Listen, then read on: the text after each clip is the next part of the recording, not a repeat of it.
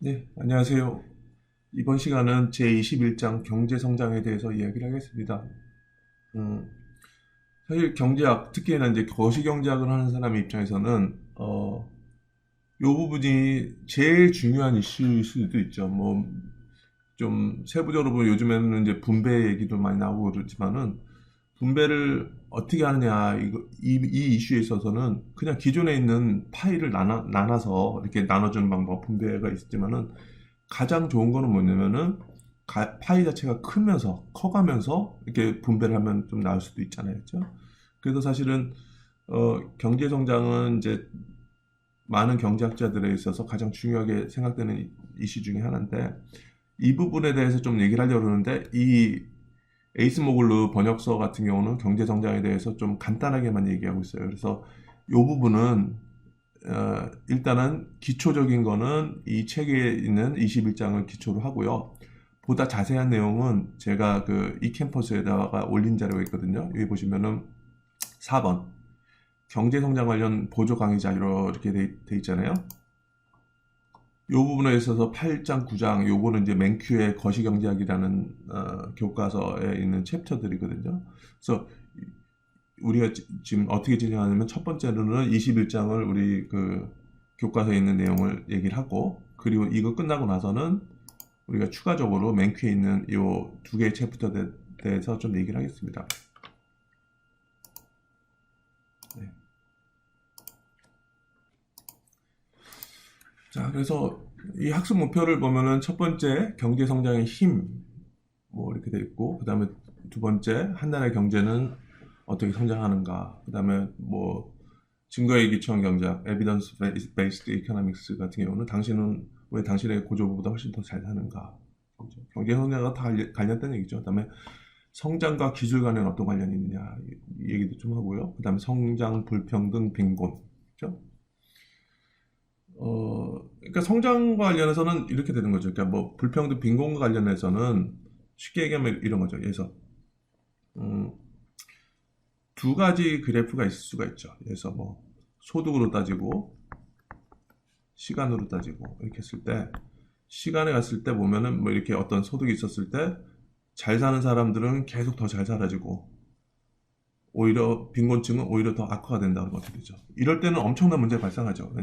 왜냐면 시간이 지날수록 경제가 성장함에 따라서 잘 사는 사람들 더 잘 살아지고 못 사는 사람들은 더 못 살아지면은 사실 큰 문제가 될 수 있죠. 그런데 뭐냐면은 이게 사실은 이게 뭐냐면은 그 피케티라는 사람이 있죠. 토마 피케티라고 프랑스에 있는 경제학자가 그래서 뭐 자본소득이 경제성장률보다 높다는 얘기는 뭐냐면 자본가들이 돈을 더 많이 가져간다. 그렇기 때문에 자본가들에게 더 높은 부유세를 부과해서 그 소득을 뺏어서 빈곤층에다 나눠줘야 된다. 이렇게 주장하는 거고요.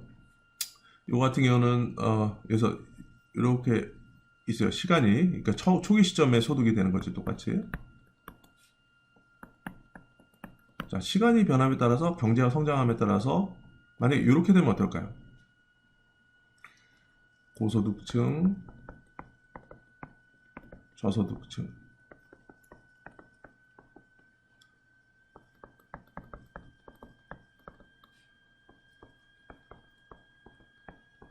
그러니까 이 두 번째 그림 같은 경우는 이제 앵거스 디튼이라는 사람이 있거든요.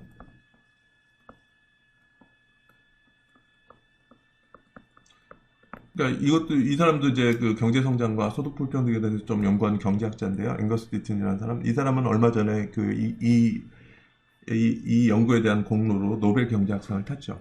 두 번째 학자 앵거스 디튼이 발견한 거 보니까 경제가 성장하면서 불평등은 더 악화되는 게 맞는 이게 이렇게 악화되는 것 같긴 하다. 그런데 보면은 우리가 저소득층에 초점을 맞춰서 보면은 경제가 성장함에 따라서 저소득층의 소득도 오히려 증가하는 그런 모습이 보이죠. 그래서 이 앵거스 디튼 같은 경우는 불평등이라는 것은 경제 성장의 피로감. 이 얘기는 뭐냐면은 경제 성장에 따라서 경제가 성장함에 따라서 소득 불평등은 어느 정도 좀 그러니까 고소득층과 저소득층의 어떤 소득 격차는 좀 증가하는 것 같긴 하지만은 그래도 저소득층의 소득 자체가 늘어나 가지고 오히려 이런 것들이 어떻게 보면은 어떤 경제에 부정적인 영향보다는 저소득층의 소득이 증가한다는 얘기는 아무래도 그 금전적인 면이랑 어떤 삶의 질이랑 좀 약간 관련이 있기 때문에 그래도 뭐 이렇게 아주 부정적인 건 아니다 이렇게 주장하는 거죠. 그래서 뭐 이 얘기는 뭐 나중에 뒤에 가면서 좀 얘기를 하고요. 자, 핵심 개념을 보면은 1. 경제 성장은 장기간에 걸쳐서 1인당 실질 GDP가 얼마나 증가하는가를 측정한다. 우리가 이게 새로운 얘기가 아니라요. 우리 저번 시간에 했던 내용과 다 이 경제 성장과 관련되어 있습니다. 왜냐면은 우리가 뭐였죠? 생산이라는 것은 뭐에 의해서 결정된다 그랬죠? 뭐 기술이라는 게 있고, 그 다음에 자본이라는 게 필요하고, 그 다음에 노동 효율, 인적 자본이라고 했었죠. 이 H라는 건 뭐였죠? 노동자 수에다가 노동의 질을 나타낼 수 있는 H. 그렇죠? 노동의 질을 나타내는 뭐에서 대리 변수는 이 책에서 뭘 썼죠? 그 국가별 평균 교육 수준 이런 걸로 교육 연수 이런 걸로 했었죠. 그렇죠? 그러니까 사실 이게 사실은 다 가지고 있는 거예요. 그 제가 다른 그래프를 한번 보여드릴게요. 자, 우리가 저번 시간에 했던 것처럼 기술과 자본 그리고 인적 자본은 노동력에다가 노동의 질, 그래서 노동력에다가 노동의 질 이렇게 했던 거죠. 이거를 우리가 컵더글러스 함수라고 저번에 얘기를 했었죠. 컵더글러스 함수를 어떻게 되냐면은 y는 a 곱하기 k의 알파승 그 다음에 l 곱하기 h의 원마이너스 알파승 이렇게 됐던 거죠. 그래서 결국에는 국가적인 총부는 어떻게 영향을 받느냐? 그러면 이렇게 됐었죠. 기술 변하면 늘어나고 자본 늘어나면 늘어나고 노동력 자체 늘어나더라도 총 소득은 늘어나고 노동의 질이 좋아져도 늘어나고 이건 당연하죠. 그렇죠? 근데 사실은 경제 성장에 있어서는 좀 더 관심 있는 거는 이 총 소득이 아니라 1인당 소득이죠. 왜냐면 각각의 어떤 구성원들이 가지고 있는 부를 측정하는 거죠. 그래서 어떻게 되냐면은 1인당으로 나누는 거죠. 그렇죠? L의 1-알파고 이거를 그러니까 L로 나눴으니까 1을 빼줘야 되죠. 그렇죠? 자, 이렇게 해버리면은 A 곱하기 K 이거는 1-1은 0이 되고 마이너스 알파승이니까 L에 그냥 이렇게 나눠서 이렇게 하는 거죠. 그렇죠? 자, 그러면은 이게 사실은 키 질문이죠. 이렇게 1인당 소득에 영향을 주는 게 무엇이냐? 그렇죠? 자, 기술이 증가하면 당연히 1인당 소득이 늘어나죠. 그렇죠? 자, 그러면 노동의 퀄리티가 좋아지더라도 1인당 소득은 증가하죠. 그렇죠? 자, 그럼 얼핏 보면은 이것도 되게 중요한 것 같아요. 1인당 자본, 그렇죠? 한 사람이 얼만큼의 자본을 가지고 있느냐. 자본이 뭐라 그랬죠? 경제학에서 다시 한번 여쭤보면은 기기라든지 설비라든지, 그렇죠? 그래서 자본으로 해서 기계화라든지 어떤 자동화라든지 이렇게 되면은 1인당 소득은 늘어날 수 있겠죠. 근데 얼핏 보면 어느 게 제일 중요할 것 같아요? 여러분들, 우리 경제 성장에서 얘기하기 전에. 뭐, 요게 되게 중요할 것 같아요. 요게, 그쵸? 그런데 실제로는 이게 좀, 중요하긴 하죠. 그러니까 근데 차원에 따라서 달라요. 얘기하는 것 자체가. 자, 이 함수는 어떤 모양을 가지고 있을까요? 그 1인당 소득과 1인당 자본의 함수는. 왜냐면 알파라는 것이 1과 0 사이이기 때문에 그 1인당 자본이 늘어나더라도 생산은 늘어나는 게 이렇게 된다는 얘기죠. 그렇죠? 그래서 요거를 big y 나누기 l을 small y라고 하고 big k 나누기 l을 small k라고 하면은 이렇게 되는 거죠. y는 k의 알파승. 뭐 물론 다른 변수도 있죠. 근데 두 개가 간의 관계로만 보면 이렇게 되죠. 그렇죠?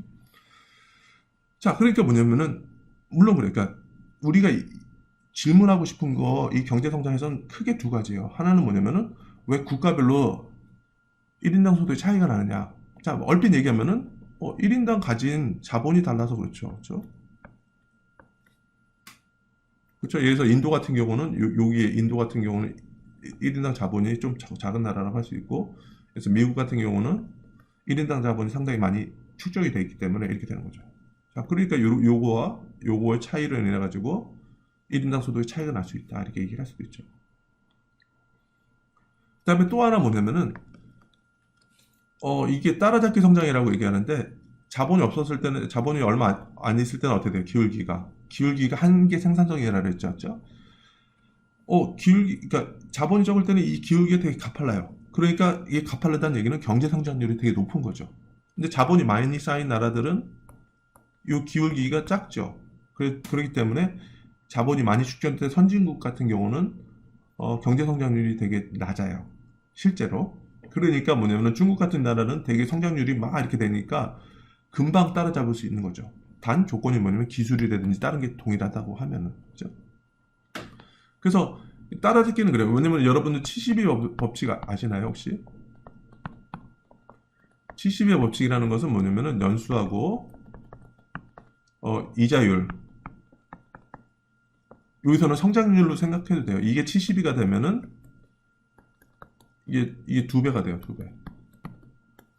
그러니까 예를 들면 뭐냐면은 중국이 12%로 성장해요. 그럼 몇 년 있으면 이 중국의 경제 규모가 2배가 될까요? 6년, 그쵸? 그러면 12 곱하기 6은 72가 되잖아요. 그러니까 중국 같은 경우는 6년 만에 경제 규모가 더블이 되죠. 미국 같은 경우래요. 미국 예를 들어서 우리나라도 예를 들면 경제 성장률 뭐 2%라 그러면은 몇 년 있다가 경제 규모가 더블이 되죠. 36년이 돼 걸리잖아요. 그렇죠? 72. 그렇죠? 자, 그러면은 중국 같은 경우는 이 12% 계속 단다 그러면 어떻게 돼요? 6년 있다가 더블이 되고 12년 있다가 4배가 되고 그다음에 18년 있다가 8배가 되고 그다음에 24년 있다가 16배고 되고 그러니까 엄청나게 빨리 이렇게 규모가 그냥 지수적으로 성장하죠. 그렇죠? 근데 미국은 되게 천천히 하다 보니까 이 기술이라든지 인적 자본의 어떤 효율성 같은 게 동일하다 그럴 경우에는 중국이 금방 미국을 따라잡을 수도 있겠죠. 이런 게 따라잡기 성장이라는 얘기죠. 근데 요 얘기 같은 경우는 이제 너무 만약에 좀 더 깊게 얘기하면은 좀 진도가 안 나가니까 나중에 가면서 좀 천천히 얘기하는 걸로 하고요. 다시 우리 교과서로 돌아가도록 하겠습니다.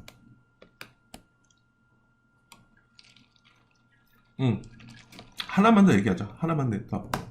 자, 그래서 뭐냐면은 선진국과 후진국 간에 이렇게 차이를 들다 보면은 뭐 1인당 자본의 차이가 있어서 그럴 수 있다. 그렇게 얘기할 수도 있는데요. 미국 사례를 한번 보여드릴게요.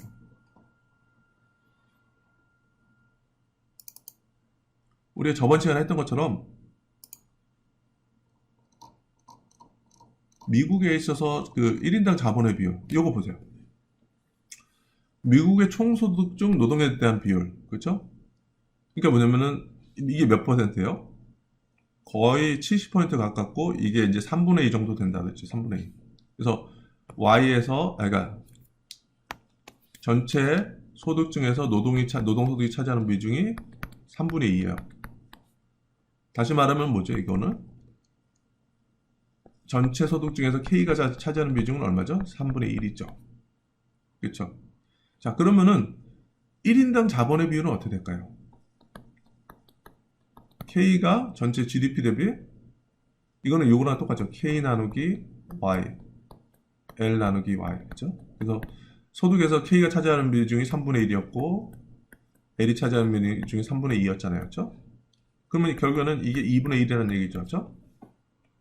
근데 이 수치가 시간에 미국 같은 경우는 1940년과 2010년 이렇게 봤었을 때 이 비율이 변하는 게 아니라 거의 일정하게 있었던 거죠.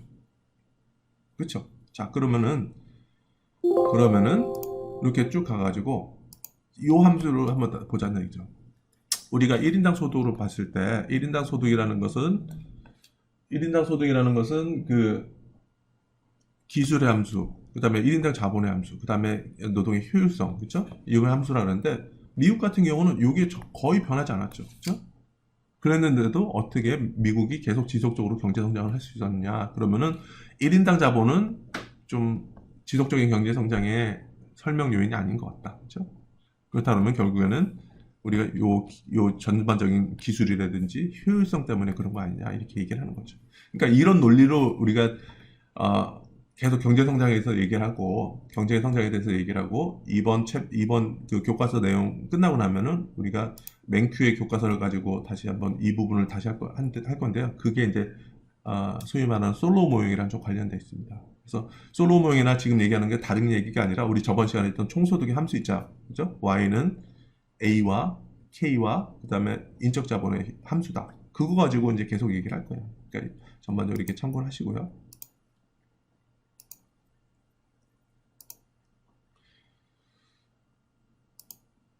자, 그래서 경제 성장은 장기간을 거쳐서 1인당 GDP가 얼마나 증가하는가를 측정한다. 그러니까 1인당 GDP의 변화율, 그렇죠? 그래서 오늘날 많은 국가의 높인 1인당 GDP 수준은 지난 200년 동안의 급속한 경제 성장의 결과이다. 그래서 지속적인 경제 성장은 기술 진보에 달려있다. 제가 말씀드린 거 있었죠? 다시 아까 컵더글러스형 함수로 계산하니까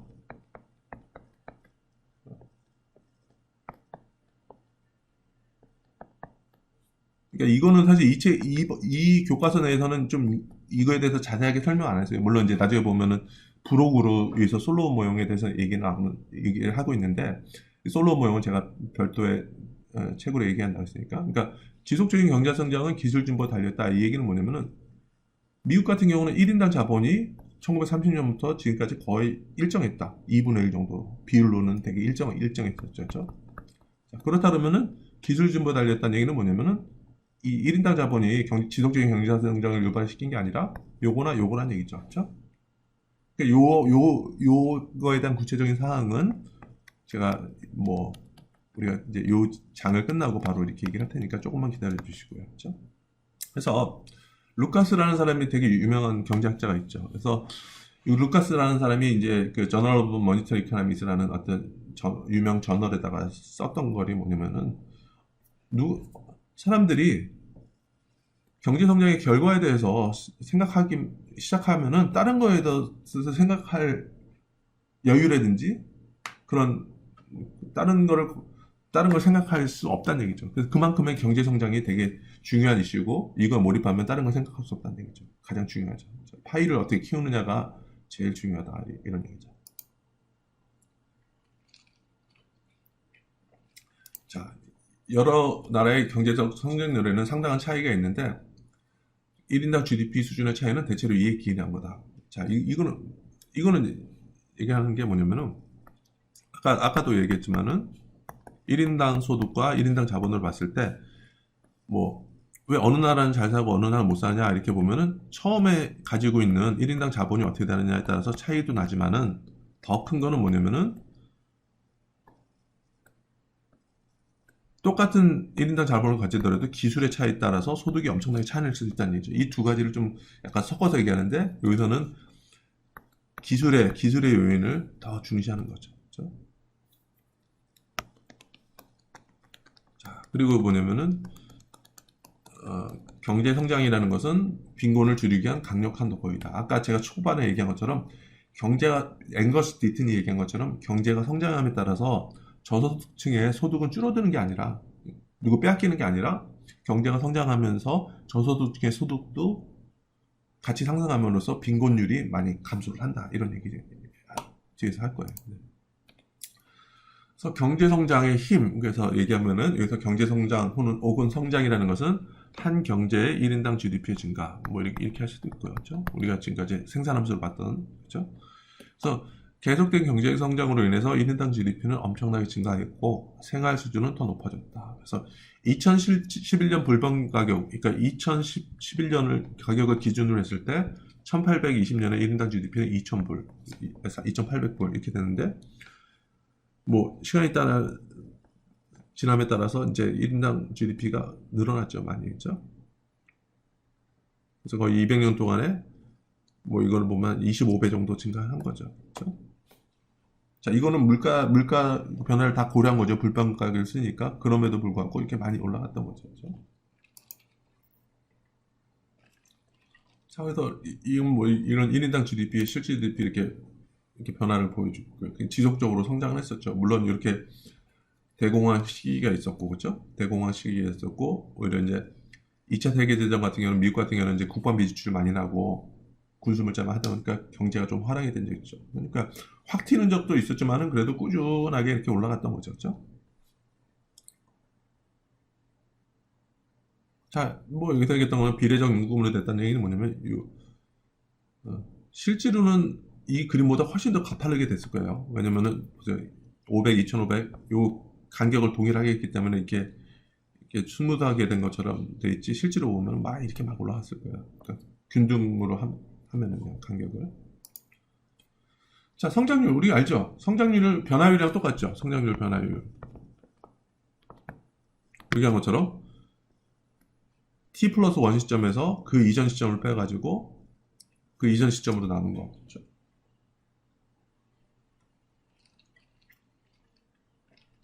이게 성장률이라고 하죠. 그렇죠? 자, 그러면은 뭐 여기서 성장률 어떻게 계산해요?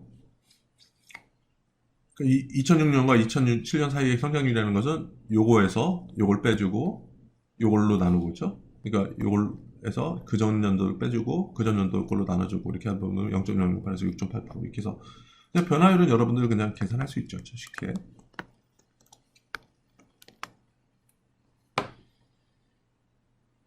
제가 우리 저번에 했던 것처럼 또 변화율 또 어떻게 계산할 수 있죠? 로고 차분한다는 얘기를 했었죠. 그렇죠? 그러니까 어떻게 되냐면은 자, 로그 차분이라는 것은 자연 로그 차분이라는 것은 여러분들 계속 알아두면 좋아요. 그러니까 그래서 x라는 게 있는데 100에서 102로 갔다 그러면 성장률이 얼마나 했죠? 이 공식에 따르면은 여기서 이전 거를 빼주고 그렇죠? 이전 거를 빼주고 이전 걸로 나누고 그렇죠? 자, 그래서 계산을 어떻게 했냐면 이거는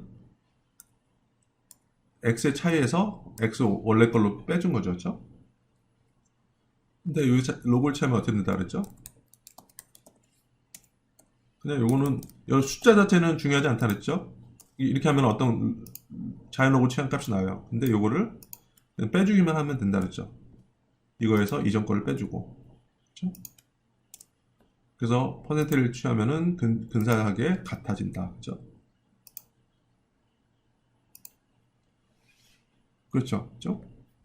자, 그래서 그 다음에 제가 뭘 했었죠? 왜냐면 이 그냥 정확한 계산을 하면은 여러분 하나의 성장을 구하면 지금 이거 있는 것처럼 할 수 있지만은 그래서 z라는 것이 x 곱하기 y라 그랬을 때 x도 증가하고 y도 증가할 때 z의 변화 성장률은 어떻게 구한다 그랬죠? 그냥 로그를 취해가지고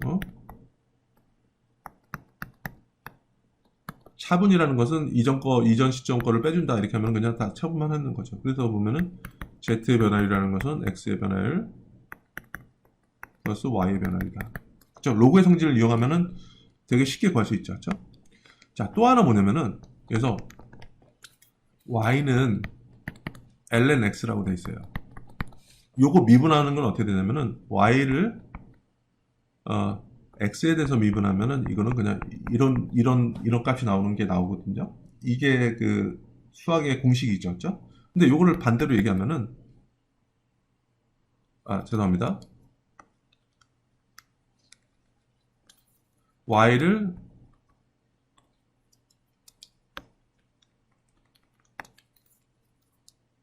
그렇죠.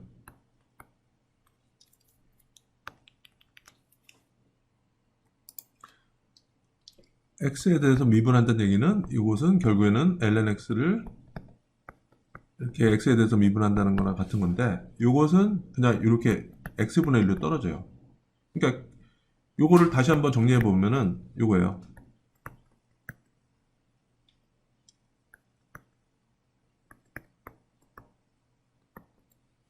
그러니까 이게 수학 공식인데 이렇게 보면은 제가 이렇게 그냥 엑셀로 보여주는 건 똑같아요. 변화율이라는 것은 그냥 로그 차분한 거랑 똑같다. 그렇죠? 사실 수식상으로 이런 관계가 성립하는 거죠. 단 이게 이제 모든 함수들이 미분 가능할 정도로 되게 촘촘하게 있을 때 이게 가능한 거죠. 그렇죠? 자, 그래서 뭐 성장률을 계산한다. 뭐 뭐냐면은 뭐 x의 변화값하고 이전 값을 나누도가 또는 이제 이게 가까워지면은 미분에 가까우면은 이거랑 같은 거고 이것은 로그를 차분한 거랑 같다. 이렇게 여러분들 이해하시면 되는 거예요. 변화를. 자, 그래서 앞에 슬라이드에서 보듯이 1인당 GDP 연간 성장률은 양극값이나 음극값이 쓸 수 있다. 그래서 뭐 1950년과 1912년 12년 사이에 미국 경제 1인당 GDP 평균 연간 성장률은 2.3%다. 이렇게 뭐 다 이렇게 구할 수 있는 거죠. 자, 그러면은 이제 이거 보시면은 이제 연간 성장을 하면은 뭐 경제가 성장하는 경우도 있고 뭐 침체되는 경우도 있고 그러니까 왔다 갔다 그 전년 대비 변화를 한다 그러면 그렇죠? 자, 그러면은 요거를 대충 이제 평균 정도 하면은 그렇죠? 이렇게 하나의 라인을 걸 수 있겠죠. 그래서 붉은 선은 1인당 평균 성장률이 2.03%다 이렇게 나오는데요. 이런 거를 일반적으로 우리가 얘기하는 게 잠재 성장률이라고 하는 거죠. 그렇죠? 그러니까 잠재 성장률 그렇게 하면은 지금까지 이렇게 막 오르락내리던 성장률의 어떤 평균 정도의 개념으로 여러분들이 이해하시면 되는 거죠. 그렇죠? 자, 지수적 성장이라는 것은 1인당 GDP와 같은 어떤 양이 일정한 비율 또는 성장률로 증가하는 과정. 이거는 뭐냐면은 복리랑 비슷해요, 복리. 그죠? 그래서 만약에 R로 성장한다 그러면은 어떤 현재 있었을 때 T 플러스 1 시점의 성장이라는 것은 T 시점에서 이렇게 증가하죠. 그렇죠? T 시점 대비 1 플러스 R. 그죠? 성장률이 이렇게 된다 그러면 T 플러스 2는 어떻게 돼요?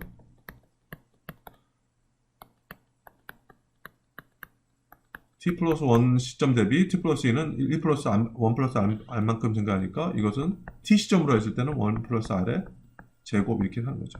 그러니까 이게 지수적으로 이게 증가하는 거죠. 이런 식으로. 그렇죠? 자, 그래서 지수적 성장이라는 것은 1인당 GDP와 같은 어떤 양이 일정한 비율 혹은 성장률로 증가하는 과정이다. 그래서 새로운 성장이 과거의 성장에 의해서 이루어지기 때문에 그 효과는 복리로 누적된다. 그렇죠? 자, 그래서 어떤 변수가 지수적으로 성장하면은 복리로 누적이 일어난다. 그렇죠? 자, 그래서 다음의 슬라이드표는 지수적 성장을 계산하는 즉 복리 누적을 고려한 올바른 방식과 복리 누적을 고려하지 않은 그릇된 방식을 보여준다. 그래서 만약 천불이 10년 동안 저축 계정에 예금되어 매년 3% 이자로 증식된다면 10년 후에 이 계정은 얼마나 될 것이냐. 이건 어떻게 됐어요? 이거는 뭐냐 그냥 3%, 그러니까 이거는 뭐냐면은 매년 3% 증가니까 단순 계산은 2년 있으면 6% 변하고 3년 있으면 9% 변한다. 그렇죠? 이렇게 단순하게 계산한 거죠. 그렇죠? 요거는 뭐죠? 3% 증가하니까 이렇게 하는 거는 1000 곱하기 1.03. 그렇죠? 3% 증가하니까 이렇게 되는 거고.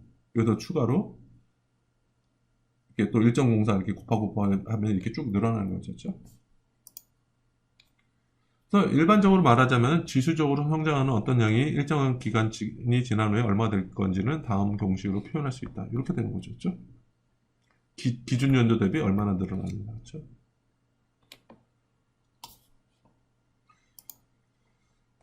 자, 지수적 성장의 중요한 함의는 성장률의 작은 변화가 1인당 GDP 수준에 큰 차이를 낳는다는 것이다. 자, 한번 볼게요. 제가 하나의 아주 무식한 예를 한번 볼게요. 제가 검색을 한번 해볼게요.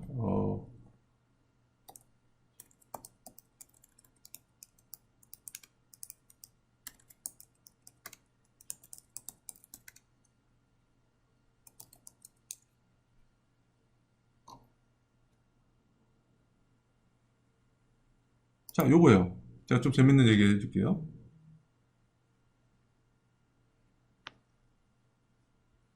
자, 이거 보시면은, 약간, 이게 식민 시절에 맨하탄이라고 있죠. 뉴욕에 있는 아주 금싸라기 땅. 요거를 원래는 인디안이 소유하고 있었어요. 인디안이 사고 있었는데, 이걸 얼마에 팔았냐면은 네덜란드인이 와가지고 거의 강제로 빼앗았죠. 근데 강제로 빼앗았지만은 그래도 명목상으로는 20달러, 24달러, 그렇죠? 그러니까 1626년이라 그러면 지금이랑 몇 번이나 떨어졌죠? 7, 8, 9, 10. 400년 떨어졌네, 그렇죠? 400년 떨어졌네. 자, 이건 한번 제가 계산해 볼게요. 자, 1624년이고요. 자, 이때 얼마야 했냐면은 맨하탄 가격이 24불이에요. 그렇죠? 지금 얼마죠? 2020년이죠. 그냥 400년이라고 할게요.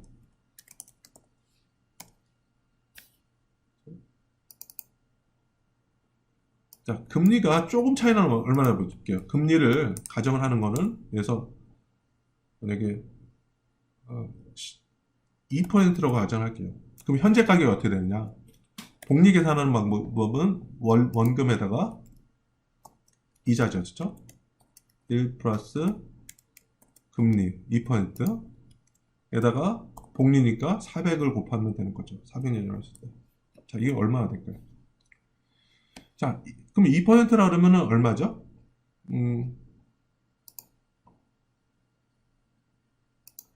66,000불, 그죠? 2%라 그러면죠? 만약에 3%면 얼마일까?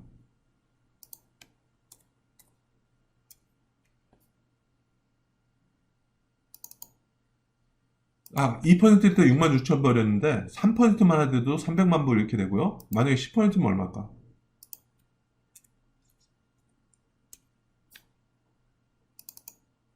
자, 10%만 되더라도 이게 뭐야? 여기는 100만, 100만, 10억, 조, 맞나요? 100만, 10억, 조, 경, 그죠? 어마어마하게 늘어나죠. 그죠? 이게 약간 농담 삼아서 얘기하지만은 이런 식으로 복리의 힘이라는 것이 엄청나게, 그렇죠. 조그만 차이가 있더라도 이 경제 성장이 이렇게 누적이 되고 오래되다 보면 엄청난 차이를 나타낼 수 있다는 거죠. 그렇죠? 이게 여기서 얘기하는 거죠. 지수적 성장의 중요한 함이라는 것은 성장률의 작은 변화가 1인당 GDP 수준에 큰 차이를 낳는다는 것이다. 이렇게 얘기를 하는 거고요. 그렇죠. 여러분들 아까 이 1000불 200년 후에 얼마 되느냐? 경제 성장이 0일 경우 1%일 때, 2%일 때 이건 여러분들 그냥 계산기 있으면 여러분들 쉽게 계산할 수 있죠. 그렇죠? 그렇죠. 그냥 이렇게 복리식으로 해서 이렇게 한다 그러면은 야, 1% 차이가 어마어마한 차이구나. 그죠? 여러분들 쉽게 계산할 수 있을 거예요. 그죠? 자, 지수적 성장의 한 함의는 비례척도의 축을 사용하는 것이 훨씬 더 편리하다는 것이다. 이거 왜냐면 스케일 조정하는 데 있어서 좀 차이가 나요. 그죠? 1000에서 시작할 때 10%의 성장률은 100의 변화를 초래해서 1000백이 되죠. 그래서 만에서 시작할 때 10%의 성장률은 1000의 변화를 초래해서 10,000이 될 것이다. 그래서 근데 1000에서 시작하는 거랑 만일에서 시작하는 거랑 그림을 그린다 그러면은 만 쪽이 훨씬 더 크게 나서 1000 쪽의 변화는 별로 없어 보일 거예요. 그런데 이제 자, 이렇게 되는 거죠. 그래서 자, 이걸 좀 이따 보여드리긴 하고요. 자, 다음에 슬라이드의 표는 비례척도를 사용하여서 도표의 21의 y축이 어떻게 만들어지는 데 대한 사례를 보여준다. 그래서 성장률이 10%라면은 2,500달러가 12,500으로 늘어날 경우와 12,500이 62,500으로 늘어날 경우에 둘 다 동일한 기간이 걸린다는 것을 이 표에서 알 수 있다. 이렇게죠. 왜냐면 성장률을 동일하게 했었으니까. 이거 같은 경우는 이제 성장률을 동일하게 했을 때 수치상으로는 크게 좀 이상하게 차이는 아니죠. 그렇죠? 자, 여러분들 보더라도 이걸 동일하게 요거 하나와 요거 하나를 동일하게 그래프를 그린다면 어떻게 됐어요? 이쪽이 스케일이 크기 때문에 이쪽이 다 지배를 하겠죠. 그림에서 보는 것처럼, 그렇죠? 스케일을 똑같이 10,000, 20,000, 30,000 이런 식으로 동일한 스케일로 쓸 경우에는 그냥 큰 것만 이렇게 확 올라가고 밑에 있는 거는 그냥 고만고만하게 이렇게 되겠죠.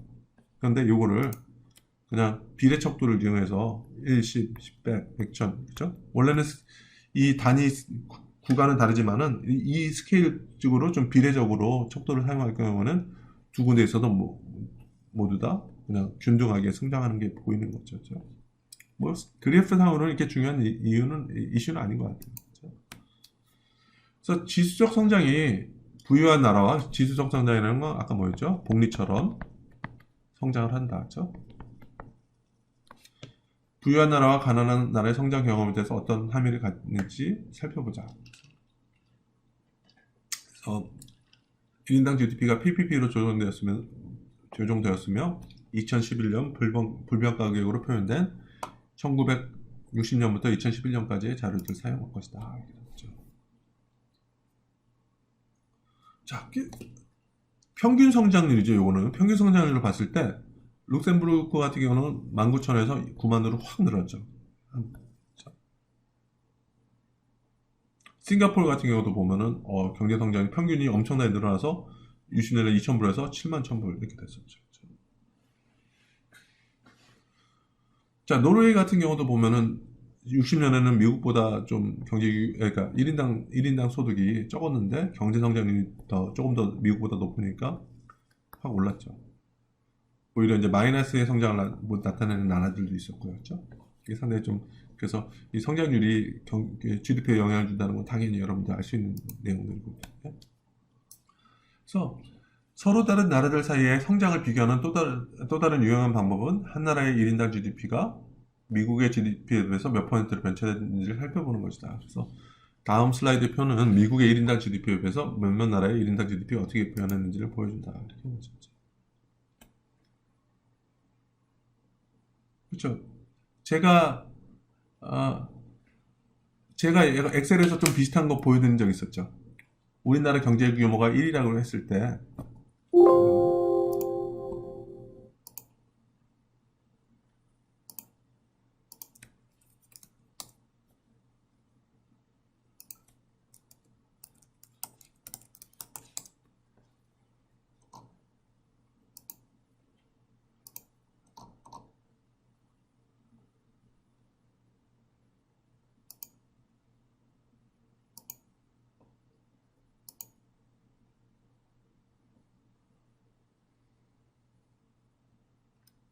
이렇게 좀 했었죠. 그렇죠? 그래서 항상 우리나라가 1이라고 가정했을 때 다른 나라가 얼만큼 켜졌나 이렇게 좀 비교를 한 거 있었죠. 그렇죠?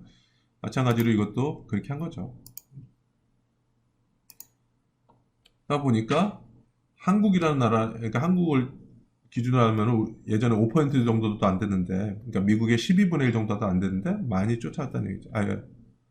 1인당으로 따졌을 때는 12분의 1도 안 됐는데 지금 많이 따라와가지고 거의 뭐 70% 정도로 이렇게 많이 올랐다는 뭐 이렇게 비교를 한 거죠. 자, 그래서 성장에 있어서는 다음과 같은 두 가지 성장이 있다. 첫 번째는 따라잡기 성장, 그렇죠? 두 번째는 지속적 성장. 그렇죠? 제가 약간 그림 그렸을 때 보면은 이런 식으로 되는 거죠. 그러니까 기술이라든지 다 동일할 경우에는 여기서 처음에 없이 시작한 나라들은 이 생산성이 확 늘어나가지고 이 생산성이라는 것은 성장과 관련된 거죠. 성장률이 높아서 막 이렇게 쉽게 따라잡고 있고 여기 있는 사람들은 이미 기울기가 완만하기 때문에 여기서 추가로 성장하는 데는 좀 제약이 있기 때문에 성장률이 되게 더디죠. 그러니까 요 밑에 없는 국가들이 자본이 많이 1인당 자본이 많이 쌓인 국가들을 막 따라잡는 경우도 있죠. 아까 얘기했던 70의 법칙처럼 그렇죠? 막 경제 규모가 막 2배가 되는 그런 기간이 짧기 때문에 확 이렇게 늘어나는 거죠. 그렇죠? 자, 따라잡기 성장이라는 것은 뭐냐면은 가난한 나라들은 가장 부유한 나라들의 생산과 기술을 채택감에 따라서 부유한 나라들보다 더욱 빠르게 성장하는 또는 부유한 나라들을 따라잡는 경향이 있다. 기술 축적뿐만 아니라 자본 축적도 해당될 수 있어요. 그러니까 원래는 기계가 없는 국가들이 그러니까 좀 어느 정도 이렇게 소득이 늘어남에 따라서 자본도 늘어나고 이렇게 하면서 따라잡는 것도 있고요. 그렇죠? 기술 채용한다는 얘기도 있을 수 있죠. 그렇죠? 뭐. 그래서 제가 아까 얘기한 것처럼 따라잡는 게 가능한 거는 뭐냐면 기술이 동일할 경우에는 되죠. 그러니까 아까 얘기했을 때 이렇게 따라잡는다는 얘기는 요 기울기가 가파르니까 완만한 국가들보다는 성장이 훨씬 빠르니까 이렇게 된다 했는데 이 가정은 뭐냐면은 기술이 동일하죠. 기술이 다르다면은 후진국가는 이 기술을 쓰면서 따라잡고 선진국은 기술이 다를 경우에는 뭐 이렇게 하려고 해도 격차가 여전히 많이 이렇게 있을 수밖에 없으니까 그렇죠? 기술이 동일하다는 가정하에서 얘기하는 거죠. 그렇죠? 그래서 칠레, 홍콩, 한국들이 그래도 선진국들의 기술을 비슷하게 이렇게 채택하거나 또는 기술을 개발 통해서 그 기술을 따라잡고 그렇죠? 그 다음에 자본을 축적시키는 인해서 많이 따라잡는다 이렇게 한 거죠. 그러나 아르헨티나가 보여주듯이 따라잡기 성장이 당연한 것은 아니다. 그죠? 왜냐면 기술이 다를 수 있다는 얘기죠. 기술이 뒷받침되지 않으면은 그럴 수도 있고, 자본 자체가 축적이 안 될 수도 있어요. 그죠? 또 하나의 이슈는 지속적 성장이라는 얘기죠. 그래서 일부 국가들은 50년, 100년 혹은 심지어 200년의 기간에 걸쳐 비교적 일관된 양의 성장률을 경험했다. 이 사례로는 영국, 미국, 프랑스, 스페인 등이 포함된다. 이렇게 하는데, 여러분들 혹시 필리핀이라는 나라 아시죠? 그죠? 필리핀이라는 나라가 지금 어때요? 보면은, 잠깐만요. 이거. 필리핀이라는 나라는,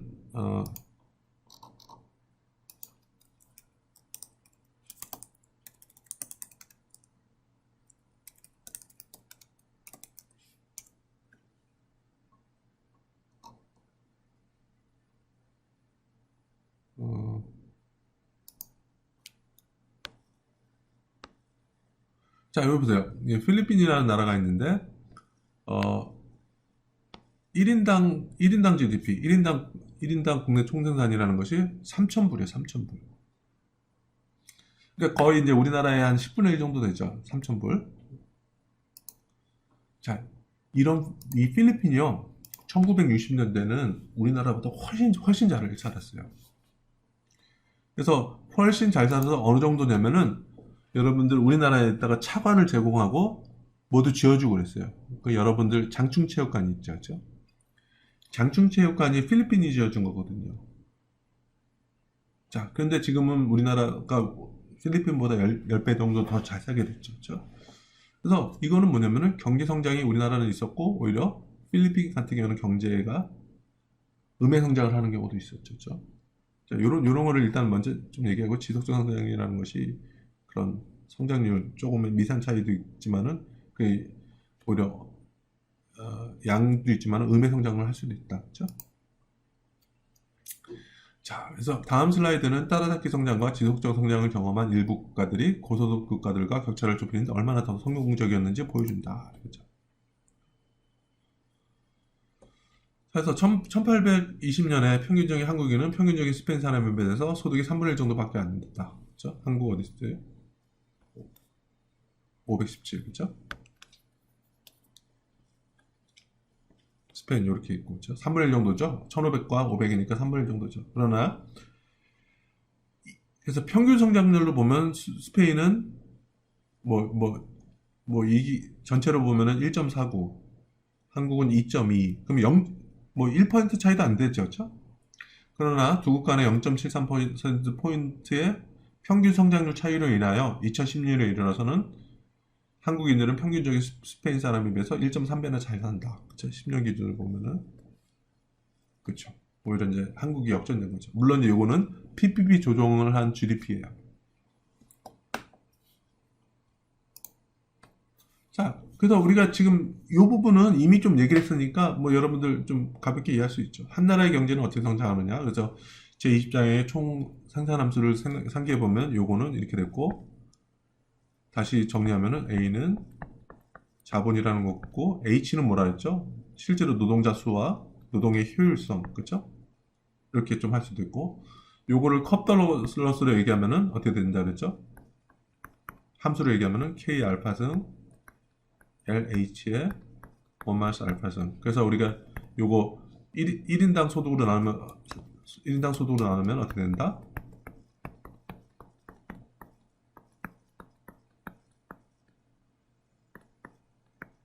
이렇게 된다. 그렇죠? 자, 이렇게 됐고요. 자, 그래서 한 나라는 다음과 같은 방법에 의해서 GDP를 증가시킬 수 있다. 자, 이거는 뭐냐면요. 그냥 요거는 GDP예요. 총 GDP. 아까 뭐였죠? Y는 A 곱하기 K의 알파승, 그 다음에 L 곱하기 H의 1 알파승. 그래서 알파는 0과 1 사이고, 그렇죠? 자, 그럼 어떻게 늘리냐? 요거 늘리거나, 요거 늘리거나, 요거 늘리거나, 요거 늘리거나, 네 가지죠. 물론 여기서는 뭐냐면은 L 곱하기 H를 노동의 총 효율성 단위라서 그냥 묶어서 얘기했지만은, 어떤 식으로 GDP를 늘리냐? A를 늘려라. 여기서는 이제 K를 늘려라. 먼저 얘기했었죠. 두 번째는 H를 늘려라. 그죠? 빅 H. 이렇게 할 수도 있고, 노동력을 늘리거나 또는 효율성을 늘리거나 이렇게 좀 세분할 수도 있고, 그 다음에 기술 A를 개선할 수도 있고, 뭐 여러분들 이 함수를 보면은 그냥 쉽게 얘기할 수 있는 거죠. 그렇죠? 자, 그러면 어떻게 늘리느냐? 자, 물적 자본 K에서부터 시작해보자. 그래서 K라는 것은 자본 축적이라 불리는 과정에서 투자를 통해서 증가한다. 그렇죠? 자, K는 뭐라 그랬죠? 우리 그러니까 K와 투자의 개념은 좀 다르다 그랬었죠. 투자를 하는 것은 신규 구입이죠. 신규 자본에 대한 구입이죠. 근데 K는 뭐예요? 신규 자본뿐만 아니라 기존에 있었던 자본들. 그러니까 여러분 자본 어렵게 생각하지 말아야죠. 기계 같은 거죠. 그러니까 투자라는 것은 새로운 기계를 구입하는 거고, K라는 것은 이미 구입했던 기계들까지 있는 거죠. 그렇죠? 그래서 자본 축적이라는 것은 기존에 있는 기계에다가 투자를 통해서 새로운 기계를 사는 거. 그렇죠? 이런 걸 자본 축적이라고 얘기하는 거죠. 그래서 우리가 지출 측면에서 GDP는 Y는 C 플러스 I 플러스 G 플러스 NX라고 그랬죠. 그렇죠? 그래서 이거 간단하게 그냥 G하고 NX를 0이라고 가정하죠. 그렇죠? 자, 그러면은 지출 측면에서 Y라는 것은 C 플러스 I라고 이렇게 나오죠. 그렇죠? 자, 소득 측면에서는 뭐예요?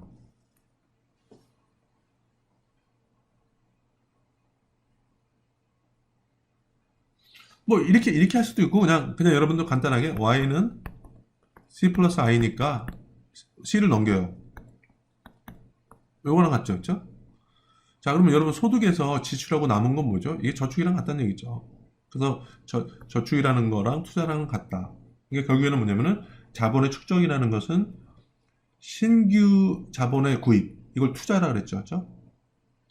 투자를 통해서 일어나는데, 투자라는 것은 결국에는 이 저축을 통해서 발생하는 거다. 이걸 보여주는 거죠, 그렇죠? 그래서 그러므로 저축이라는 것은 투자랑 같은 거다. 그러니까 이런 거죠. 그러니까 저축이 일어남에 따라서, 그러니까 여기서 한 것처럼 저축이 증가함에 따라서 투자가 늘어나고, 투자가 늘어나면은 투자라는 건 뭐예요? 자본은 신규 자본에 대한 구입이죠. 기계에 대한 구입이잖아요. 그러면은 기존에 있던 자본들이 축적이 되고, 그럼 자본이 축적되면은 자본이라는 건 생산 요소니까, 그죠? 다시 한번 가세요. 그죠? 생산의 투입 요소죠. 그죠? 자본이 늘어나면은 당연히 Y가 늘어나는 거죠. 그죠? 자, 그러면 여기서 뭐 어려울 게 없죠. 자, 그러니까 여기서 요약하면은 K가 증가하면은 Y가 늘어난다. 그죠? 근데 K는 어떻게 늘어나느냐? 투자를 통해서 일어나는데, 투자라는 것은 꼭 저축을 통해서 돈이 생겨야지 투자가 일어나는 거잖아요. 그죠? 그러니까 저축이라는 게 중요하다. 이런 얘기를 하는 거죠. 자, 그러면은 또 다른 질문은 뭐냐면, 그러면 저축이라는 것은 여러분 민간에서 하는, 그러니까 민간이라든지 정부 부분은 없다 그랬으니까 민간에서 저축을 하는 건데, 저축의 의사결정은 개별들이 하는 거죠. 저축이나 소비의 사이의 선택이라는 거에 있어서는 최적화라는 게 필요하다. 그렇죠? 그래서 총저축 S는 무엇이 결정하는가? 그래서 여기서 얘기하는 것처럼 개별 가게가 자신의 소득 가운데 얼마만큼을 소비하고 얼마만큼을 저축할 것인지 결정하겠죠. 그렇죠? 그래서 소비는 즉각적인 행복을 가져다 줌에 비해서 저축이라는 것은 미래 소비, 따라서 미래의 행복을 가져다 준다. 그래서 현재 소비냐 미래 소비냐 이런 의사결정에서도 최적화는 가게에 의해서 일어나겠죠. 그렇죠? 자, 그래서 개별적인 소비 저축의 의사결정이라는 것은 궁극적으로 관련 가격인 이자율에 있어서 최적화한 문제죠. 그렇죠? 그러니까 궁극적으로 관련 가격이 이자율이, 왜냐면 현재 소비라면은 그냥 미래 소비를 못하죠. 현재 소비를 줄이면은 미래 소비를 늘릴 수 있는데, 현재 100원이 있었을 때, 좀 참았을 때, 미래 소비했을 때는 110원이 될 수 있는 거잖아요. 왜냐면 이자라는 게 있기 때문에. 그래서 이자율이 주어진 상황에서 현재 소비와 미래 소비의 그러니까 최적화를 시키는 거죠. 그렇죠? 이러한 개별적인 의사결정들의 총합이 한 경제의 저축률을 결정한다. 저축률이라는 것은 그냥 GDP 대비 총저축액, 그죠? 이렇게 하면 되겠죠. 그렇죠?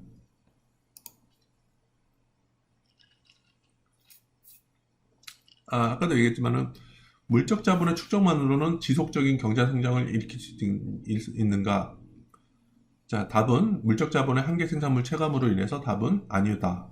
그래서 따라서 물적 자본의 축적만으로는 일정한, 그죠? 혹은 지속적인 경제 성장을 달성할 수 없다는 얘기죠. 이게 뭐냐면은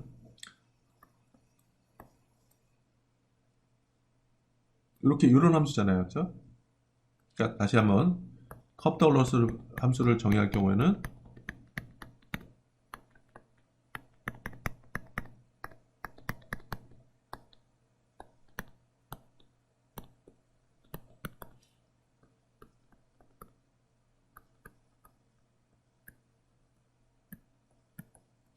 총생산 함수를 봤을 때는 그냥 이렇게 컵더블러스 되는 거죠. 그러니까 이것이 이제 알파가 0과 1 사이이기 때문에 K가 늘어난다 그래서 지속적인 또는 일정한 경제 성장은 불가능하죠. 여기서 보면은 여기서는 높게 성장하고 여기서는 되게 더디게 성장하고죠. 끝으로 가면 거의 경제 성장이 그냥 되게 더뎌지는 현상이 발생하겠죠. 그래서 지속적인 성장이라는 것은 이 K 증가만으로는 좀 힘들다 이거죠. 그렇죠? 그래서 지속적 성장이라는 것은 1인당 GDP가 안정적인 양의 비율로, 그러니까 이 안정적이라는 것은 일정한이죠. 고정되게 다 증가할 수 있냐 이렇게 보면 요거는 이제 기울기에 따라서 성장률이 계속 달라지는 거죠. 그렇죠? 그래서 지속성 성장이라는 것은 1인당 GDP가 일정적인 양의 비율로 비교적 오랜 기간 동안 성장하는 과정이다 이렇게 하는 거죠. 자, 그러면은 이제 K뿐만 아니라 또 다른 노동에 대한 얘기도 하겠죠. 좀 마찬가지로 노동의 한계 생산물 체감과 숙련의 한계 생산물 체감으로 인해서 인구 증가와 교육만으로는 지속적인 성장을 일으킬 수 없다. 그렇죠?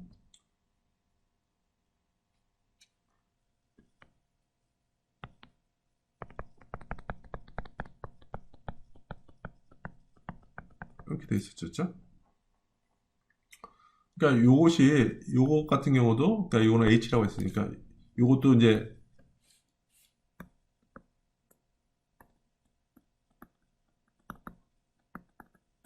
1보다 작으니까 이런 식으로 되니까 요것도 고정의 성장률이 있을 수 없다는 얘기죠. 그러니까 처음에는 잘 나가다가 H가 증가함에 따라서 이 기울기가 좀 평평해지는 거죠. 그렇죠? 자, 그래서 마찬가지로 노동의 한계 생산물 체감과 숙련의 한계 생산물 체감으로 인해서 인구 증가와 교육만으로는 지속적인 성장을 일으킬 수 없다. 왜 그런가? 노동이 많아질수록 한 단위의 노동이 만들어내는 GDP의 증가분은 작아질 것이다. 그렇죠? 체감으로 인해서. 그렇죠? 따라서 인구 증가나 교육만으로는 일정한 혹은 지속적인 성장을 달성할 수 없다. 그렇죠? 자, 그러면 이제 세 번째로 기술 변화죠. 그렇죠?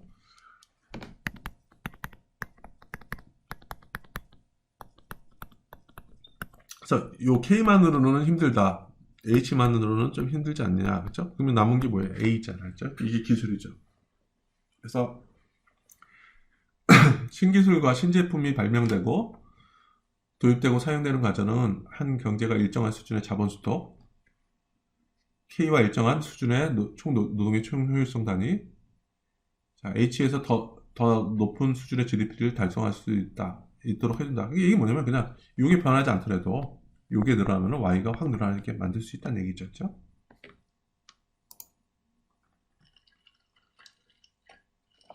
이거는 이제 전구의 가격이죠. 그러니까 기술이 발전함에 따라서 1000루멘스당 가격이 예전엔 되게 비쌌다가 1800년 되게 비쌌다가 효율성이 그러니까 기술 진보로 인해 가지고 가격이 확 떨어졌다는 얘기죠. 그렇죠? 이게 사실은 기술이다 이거죠. A에 해당된다는 얘기죠. 그러니까 조명 비용의 인하가 기술 변화의 사례이다. 그래서 조명 비용의 인하 및 그에 따른 편익의 증가는 지수적이다. 이런 거죠.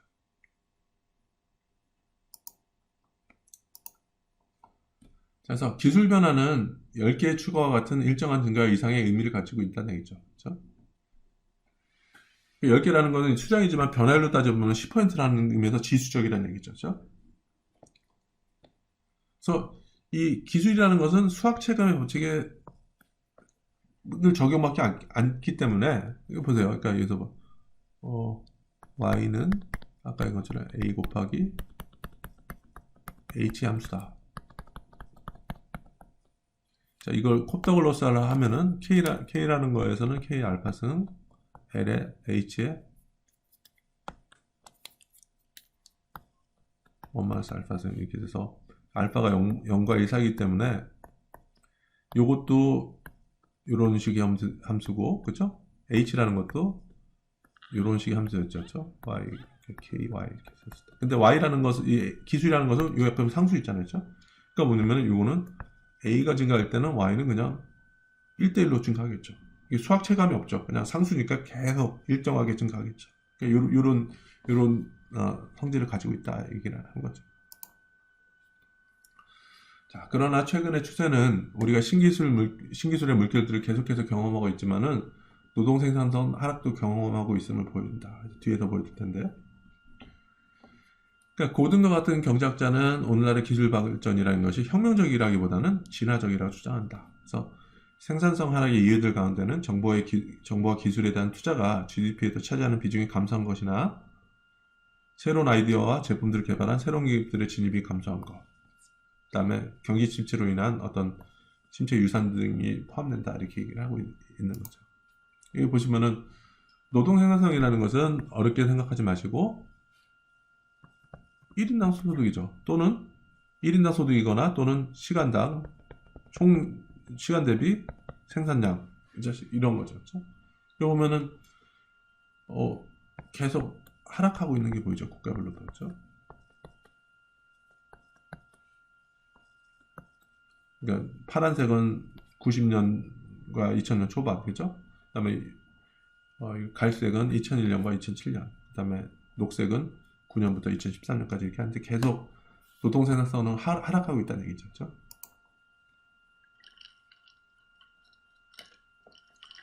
자, 그러면 질문은 뭐냐면은 당신은 왜 당신의 고조부보다 훨씬 잘 사는가? 이거는 다음 표는 1950년부터 10년씩 기간에 대해서 노동생산 시간당 GDP, 노동시간당 물적자본수도, 평균 교육연수 취득기간당에 대한 추계를 보여준다는 얘기죠. 이거는 뭐냐면 다시 1인당 GDP가 왜 여러분들 세대가 고조 때보다 높냐, 이 얘기는 똑같죠. 물론 동일 시점의 가격으로 환산했을 때, 그죠?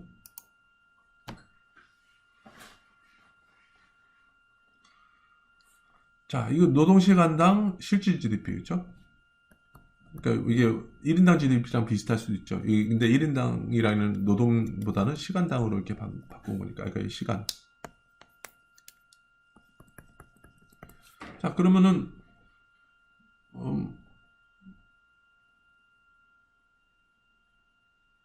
이렇게 보면은 물적 자본에 의한 성장이라는 것은 여기 보이죠. 자, 물적 자본의 변화율은 성장률 이렇게 되어져 있고, 자, 인적 자본의 성장에 의한 성장이라는 것은 이렇게 좀 돼 있고, 기술에 의한 거는 이렇게 쭉 돼 있고요. 그렇죠? 자, 이렇게 쭉 보면은 여러분들 할아버지 이렇게 됐을 때는 50년대 이렇게 되겠죠. 그렇죠? 자, 그때에 비해서 K나 H나 A가 다 증가하긴 하죠. 그렇죠? 근데 어느 부분이 제일 큰 것 같아요? 자, 물적 자본도 기술 계속 일정하게 거의 비슷하게 증가했죠. 0.8% 평균적으로. 그렇죠? 인적 자본도 이렇게 조금씩 증가하죠. 그렇죠? 자, 기술에 의한 성장 부분이 제일 컸죠. 그렇죠? 이게 보면은. 그렇죠? 그러니까 기술에 의한 부분이 그래도 제일 컸구나. 그러니까 다시 말하면 여기 있는 수치는 요거 더하기 요거에 합하면 이렇게 성장이 나올 거예요. 그렇죠? 그랬을 때 보면 기술이라는 게 제일 큰 부분이었구나. 그렇죠? 그 다음 이렇게 된 거죠. 그렇죠? 그래서 이 데이터들은 노동시간당 GDP 연간 성장률에 대한 물적 자본, 인적 자본, 기술의 기여를 전환될 수 있다. 이렇게 한 거죠. 성장률을 기여도로 따져보면은 보더라도 국가별로 보더라도 기술이라는 부분이 제일 컸더라. 성장에 기여하는 부분으로 봤을 때. 그 다음에 뭐 있죠? 그 다음에는 물적 자본이었더라. 그렇죠? 자, 인적 자본이라는 것은 좀 상대적으로 제일 낮은 비중을 차지하는 거고요. 우리나라 같은 경우 보세요. 총으로 따지더라도 우리나라 인구 감소하고 있죠. 그러니까 감소하는 게 아니라 이제 좀 이따는 감소는 하지 않았지만은 이제 인구 증가율이 되게 낮기 때문에 나중에 보면 2030년 넘어가면 오히려 인구가 감소할 수 있죠. 왜? 출산율을 보세요. 우리나라는 1보다 작다 그래요. 출산율이 1보다 작다는 얘기는 뭐냐면은 그냥 지금의 인구를 그대로 유지하기 위해서는 뭐냐면은 부부가 결혼을 하잖아요. 두 명이 있잖아요. 그렇죠? 두 명이 있으니까 두 명은 낳아야지 그 부부가 죽고 나더라도 두 명이 남기 때문에 그래도 어느 정도 유지가 될 수 있는 거죠. 근데 지금 봤을 때 두 명이 결혼해서 한 명 이하로 아이를 낳고 있잖아요. 그러니까 L이라는 것 자체가 이제 조금 이따가 감소할 수 있다는 얘기죠. 그러다 보면은 노동에 대한 기여도는 더 줄어들 수 있는 거죠. 그렇죠? 하여튼 그래서 인적 자본과 물적 자본의 기여는 0.9에서 1.2% 사이에서 거의 안정적이다 이렇게 얘기를 한 거죠. 자, 그래서 증거에 근거한 경제학 사례에서 질문이 뭐였냐면은 당신은 왜 당신의 고조부보다 훨씬 잘 사는가 이렇게 했을 때 대부분의 시기에 미국 노동자의 인당 GDP 성장의 많은 부분은 기술 덕분이다. 기술 때문에 우리가 기술의 진보 이런 거로 인해서 우리가 고조부보다는 더 잘 산다. 그렇죠? 물론 여기서도 보면 물적 자본과 인적 자본이라는 것도 중요한 요인이긴 하지만은 결정적인 요인은 기술이다 이렇게 얘기를 할 수 있는 거죠. 네. 그래서 기술의 성장에 대한 기여는 노동시간당 GDP 성장률에서 물적 자본과 인적 자본의 기여율을 차감한 부분이다. 따라서 물적 자본과 인적 자본의 기여를 과소평가하면 기술의 기여가 과대평가된다. 이렇게 얘기를 할 거죠. 자, 성장과 기술의 역사는 우리가 좀 다음 시간에 얘기를 하는 걸로 하고요. 오늘 수업은 여기까지 하겠습니다. 네, 감사합니다.